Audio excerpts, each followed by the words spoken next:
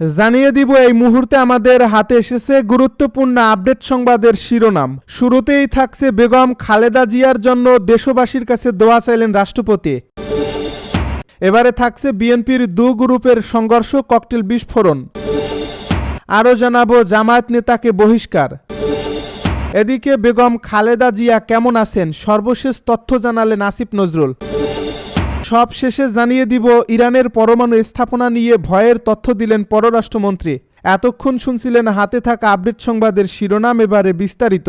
তবে তার আগে অনুরোধ রইল ভিডিওটিতে একটি লাইক এবং কমেন্ট করে জানিয়ে দিন ভিডিও সম্পর্কে আপনার মূল্যবান মতামত। আরও জানিয়ে দিন ভিডিওটি কোথা থেকে দেখছেন বা কোন জেলা থেকে দেখছেন। বেগম খালেদা জিয়ার জন্য দেশবাসীর কাছে দোয়া চাইলেন রাষ্ট্রপতি। খালেদা জিয়ার আশু রোগ মুক্তি কামনায় দেশবাসীর কাছে দোয়া প্রার্থনা করছেন রাষ্ট্রপতি। শনিবার রাষ্ট্রপতির সহকারী একান্ত সচিব মোহাম্মদ সাগর হোসেনের পাঠানো বার্তায় রাষ্ট্রপতির সংকটাপন্ন খালেদা জিয়ার জন্য দেশবাসীর কাছে এ দোয়া প্রার্থনা করেন। এর আগে গতকাল বেগম খালেদা জিয়ার বর্তমান শারীরিক অবস্থার বিষয়ে গভীর উদ্বেগ প্রকাশ করেছেন প্রধান উপদেষ্টা প্রফেসর মোহাম্মদ ইউনূস। তিনি নিয়মিতভাবে বেগম খালেদা জিয়ার স্বাস্থ্যের অগ্রগতি সম্পর্কে খোঁজ খবর রাখছেন এবং প্রয়োজনীয় সব চিকিৎসা সহায়তা নিশ্চিত করতে সংশ্লিষ্ট সবার প্রতি নির্দেশ দিয়েছেন। প্রধান উপদেষ্টা তিনবারের সাবেক এই প্রধানমন্ত্রীর দ্রুত সুস্থতা কামনা করে দেশবাসীর কাছে দোয়া প্রার্থনা করে বলেন, বেগম খালেদা জিয়ার চিকিৎসায় যেন কোনো ঘাটতি না থাকে সেজন্য প্রয়োজনীয় সব সহযোগিতা দিতে সরকার প্রস্তুত। প্রধান উপদেষ্টা আরও বলেন, গণতান্ত্রিক উত্তরণের এই সময়ে বেগম খালেদা জিয়া জাতির জন্য ভীষণ রকম অনুপ্রেরণা। তার সুস্বাস্থ্য দেশের জন্য অত্যন্ত গুরুত্বপূর্ণ। তিনি সংশ্লিষ্ট সবাইকে প্রয়োজনীয় সব সহায়তা ও সমন্বয়ে সার্বক্ষণিক প্রস্তুত থাকার নির্দেশ প্রদান করেন। বিএনপির দু গ্রুপের সংঘর্ষ, ককটেল বিস্ফোরণ। রাজশাহীতে বিএনপির দু গ্রুপের মধ্যে সংঘর্ষের ঘটনা ঘটছে। শুক্রবার রাত 8:30টায় মহানগরীর 4 নম্বর ওয়ার্ডে সংঘর্ষের সময় ককটেল বিস্ফোরণ ঘটে।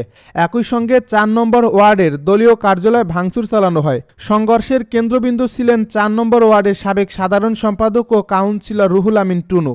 এ ঘটনায় এলাকায় বিএনপির দুপক্ষের মধ্যে উত্তেজনা ছড়িয়ে পড়ছে। দলীয় নেতাকর্মীরা জানান, রাত 8টায় ওয়ার্ড কার্যালয়ে বিএনপি চেয়ারপারসন বেগম খালেদা জিয়ার রোগমুক্তি কামনায় দোয়া মাহফিল ও নির্বাচনী প্রচারণার জন্য সভা আহ্বান করা হয়।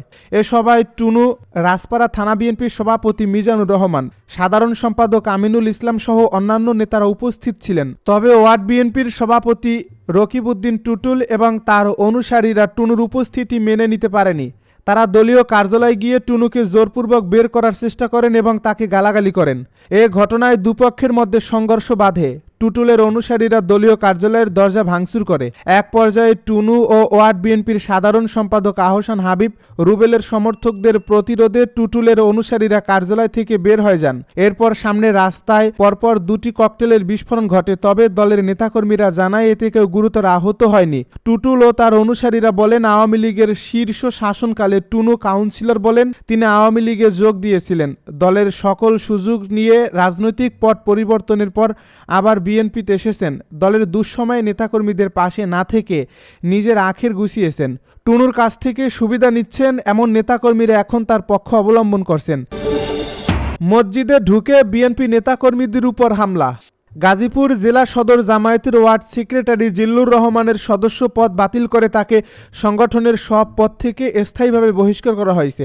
শুক্রবার বাংলাদেশ জামায়াতে ইসলামীর সেক্রেটারি জেনারেল মিয়া গোলাম পরোয়ার স্বাক্ষরিত এক বিজ্ঞপ্তিতে বিষয়টি নিশ্চিত করা হয়েছে। এ বিজ্ঞপ্তিতে বলা হয়, আজ 28 নভেম্বর বাংলাদেশ জামায়াতে ইসলামীর আমির ডাক্তার শফিকুর রহমান সাংগঠনিক শৃঙ্খলা ভঙ্গের কারণে বাংলাদেশ জামায়াতে ইসলামীর সদস্য এবং গাজীপুর জেলা সদরের ওয়ার্ড সেক্রেটারি জিল্লুর রহমানের সদস্য পদ বাতিল করে তাকে সংগঠনের সব পদ থেকে স্থায়ীভাবে বহিষ্কার করছেন। এই বিজ্ঞপ্তিতে আরও বলা হয়, এই সিদ্ধান্ত অবিলম্বে কার্যকর করার জন্য গাজীপুর জেলা সংগঠনকে নির্দেশ প্রদান করা হয়েছে। খালেদা জিয়া কেমন আছেন সর্বশেষ তথ্য জানালেন আসিফ নজরুল।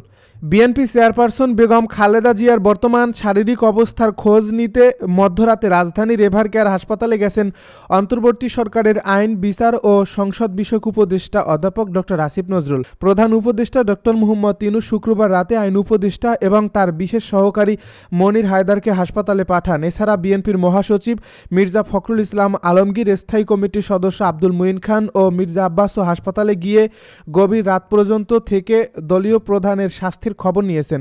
বিএনপির মিডিয়া সেল থেকে বিষয়টি নিশ্চিত করা হয়। তাছাড়া বেগম খালেদা জিয়ার শারীরিক অবস্থা সংকটাপন্ন শুনে দলটির বিভিন্ন পর্যায়ের নেতাকর্মীরাও হাসপাতালের সামনে গিয়ে খোঁজ নেওয়ার চেষ্টা করছেন। খালেদা জিয়া সিসিইউতে মেডিকেল বোর্ডের নিবিড় পর্যবেক্ষণে রয়েছেন। তার স্বাস্থ্যের বিষয়ে বোর্ড নিয়মিত পর্যবেক্ষণ ও প্রয়োজনীয় চিকিৎসা দিচ্ছে। পরে শুক্রবার রাতে এক ফেসবুক পোস্টে আইন উপদেষ্টা জানান, এভারকেয়ার হাসপাতালে গিয়েছিলাম, এখনই ফিরলাম। বেগম খালেদা জিয়ার শারীরিক অবস্থা একদমই ভালো না, সবাই দোয়া করবেন উনার জন্য। বেগম খালেদা জিয়া দীর্ঘদিন ধরে হৃদরোগ, ডায়াবেটিস, আর্থ্রাইটিস, লিভার সিরোসিস, কিডনির জটিলতা সহ নানা শারীরিক অসুস্থতায় ভুগছেন। প্রায় ৮০ বছর বয়সী সাবেক প্রধানমন্ত্রী গত রোববার শ্বাসকষ্ট দেখা দিলে দ্রুত তাকে রাজধানীর এভারকেয়ার হাসপাতালে নেওয়া হয়।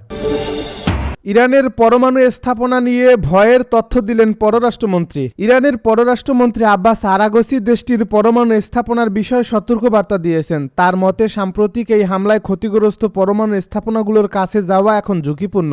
আন্তর্জাতিক পরিদর্শন পুনরায় শুরু করতে হলে নতুন নিরাপত্তা ব্যবস্থার প্রয়োজন বলেও জানান তিনি। বুধবার প্যারিসে ফ্রান্স ২৪-এ দেওয়া এক সাক্ষাৎকারে আরাগচি বলেন, নিরাপত্তাজনিত কারণে এখন এই স্থাপনাগুলোর কাছে যাওয়া বিপজ্জনক। সেখানে অবিস্ফোরিত গোলাবারুদ রয়েছে, পাশাপাশি রেডিও অ্যাক্টিভিটির ঝুঁকিও আছে। তিনি জানান, যে কেন্দ্রগুলো হামলার শিকার হয়নি সেগুলোতে আন্তর্জাতিক পারমাণবিক শক্তি সংস্থা পরিদর্শন চালিয়ে যাচ্ছে। তবে ক্ষতিগ্রস্ত স্থাপনায় প্রবেশ করতে হলে নতুন কাঠামো ও উপযুক্ত পদ্ধতি দরকার। আন্তর্জাতিক পারমাণবিক শক্তি সংস্থার বোর্ড অব গভর্নর্সের সাম্প্রতিক প্রস্তাবকে তিনি রাজনৈতিক ও একপেশে বলে মন্তব্য করেন। তার মতে এ প্রস্তাবে ইরানের পরমাণু স্থাপনায় চালানো এই হামলার বাস্তবতা উপেক্ষা করা হয়েছে। আরাগচি বলেন, স্থির বাস্তবতাকে বাদ দিলে সেটা ভুল সিদ্ধান্ত। তিনি আরও জানান, এই সংস্থাটির মহাপরিচালক রাফায়েল গ্রোসির সঙ্গে আগে কায়রোতে হওয়া সমঝোতার মধ্যেই স্বীকার করা হয়েছিল যে এই হামলার পর পরিস্থিতি বদলে গেছে এবং নতুন পরিদর্শন প্রোটোকল প্রয়োজন হবে। এখন সে বিষয় থেকে সরে আসা ঠিক হবে না বলেও মনে করেন তিনি।